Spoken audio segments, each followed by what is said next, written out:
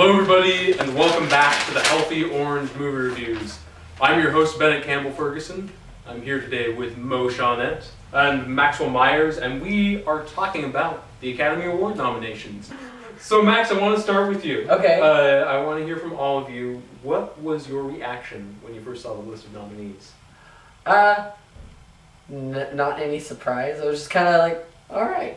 I mean, I'm one of those nerds. My family, this is our big thing every year, so I just try to keep up with it. I just kind of, I read the lists about what could make it, it's been all talked about. So when it was announced, I had very few surprises. Like, I wasn't like, oh, what, that thing? But, I was, I guess, neutral. Mo? My first reaction was surprised that Mad Max did get all the awards it was nominated for. I didn't know if the Academy would honor it like that, because it's not typical Oscar fare. For sure, yeah. But it's got a Best Director nod, not just technical awards, but a Best Director nod. Yeah. And my second reaction was, wait, did they do another year where every nominated actor is white? Yep, they did. Yeah. I did notice that too. Well, in terms of Mad Max, that made me one thing that I almost never feel looking at the Academy Award nominations: delight. I mean, this is the first time in years that my favorite film of the year has even been nominated for Best Picture. So it was, that was really pleasant. I mean, I feel like to a certain extent, like it's hard to shut out, what the Academy thinks. Because, for us film nerds, watching the Oscars each year, that's kind of the moment where we're all coming together, albeit, our different parts of the world watching TV, to kind of celebrate, movies themselves. So it's, it's such a big thing. It's exciting, when I think something you care about, gets included. There were a couple of things that bothered me. I whined about this in our Oscar video last year. I'm going to whine about it again, because I think it bears whining about. Go for it. I still think the Academy really has no idea how filmmaking works. I mean, anyone who has even a cursory knowledge of film will tell you that the person most responsible for making sure the movie is good is the editor. And yet again, we have movies nominated for Best Editing that weren't even nominated for Best Picture. And it's like, like Star Wars The Force Awakens, nominated for Best Editing. And it's like, okay, Academy, if you seriously think that was the best editing of the year, then by default you think it was one of the best pictures of the year. So it's ridiculous. I really can't get behind all that. But for me the Mad Max definitely sweetens the mood a fair bit. So I mean, I think I can agree with you. Editing is very important, but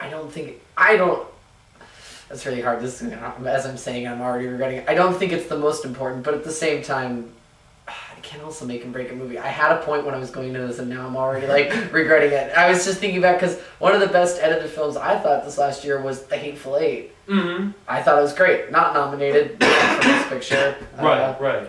But I mean, I think sometimes you watch a movie and the editing is great, but I don't think it makes it a great movie. I think The Girl with the Dragon Tattoo was nominated for Best Editing a few years ago, but did not get the Best Picture nod. No, and I think that was a mistake. Yeah, they could only have 5, so I think that's why. But it also won for Best Editing, and I felt it really deserved it when I went back and I thought back. I was like, actually, that was really well edited. I'm gonna pick it, and I got a point that year. But again, I didn't think it was the best film that year. Sure. So I don't know. But I will say editing is super important, because when Sally Menke died, right. Django just was not that great, and I think editing was part of the problem. One of the many problems that I had with Django. But whatever he did with this last one worked really well, and that's why I was super excited and really sad that The Hateful Eight did not get enough love. One thing that I feel about this is it's kind of interesting. Like I agree with you that the editor is not the most important person on the team. I feel that in general the director is the most important person on the team. The thing that I feel about editing is there's some it's very tricky to frame how we look at it, and for how the Academy looks at it. Like, one thing I think it was interesting was last year, Whiplash won Best Editing. It deserved Yeah. it. And I think the thing about the editing is in Whiplash is, you know, you can point to several instances in the movie where you go, wow, that was a great cut. Mm-hmm. But I also think that editing is not simply about the perfect cut.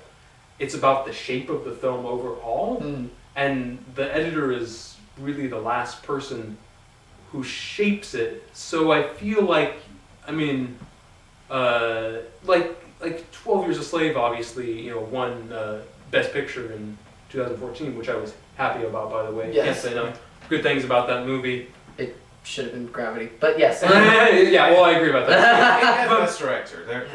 That's fine. But I do think, you know, if they sincerely believed that 12 Years a Slave was the best film of the year, then they must have believed it had the best editing. Because the editor was the last person who touched that movie, the last person who made it what it was. So I actually, what I would do if I ran the Academy, if I ran the Academy is a constant refrain in my life, but I would have Best Director, Best Picture, Best Editing, and Best Cinematography given out as a package.